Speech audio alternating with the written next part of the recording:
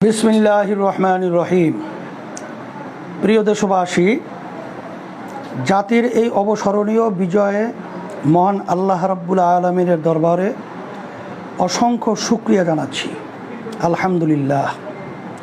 জাতীয় এই গৌরবময় বিজয়ে যারা জীবন দিয়েছেন, রক্ত দিয়েছেন, আহত হয়েছেন এবং আন্দোলনে সক্রিয় ভূমিকা রেখেছেন, তাদের সবার প্রতি শ্রদ্ধা ও কৃতজ্ঞতা জানাচ্ছি। প্রিয় দেশবাসী, জালিমের বিরুদ্ধে ঐক্যবদ্ধতার সুফল আবারও প্রমাণ করেছি আমরা।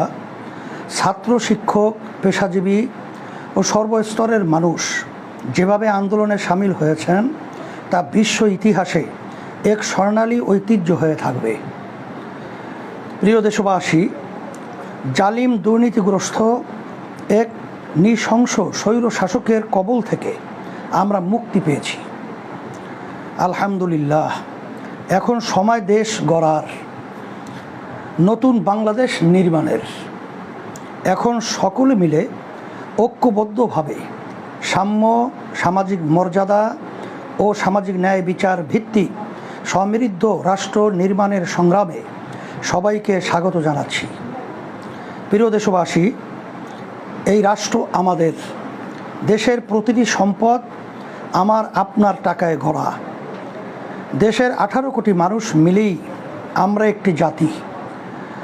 রাসূলুল্লাহ সাল্লাল্লাহু আলাইহি ওয়াসাল্লাম মক্কা বিজয়ের পরে যেভাবে সবাইকে নিয়ে উম্মাহ গড়ে তুলেছিলেন, আমরাও সেভাবে উম্মাহ গড়ে তুলব ইনশাআল্লাহ।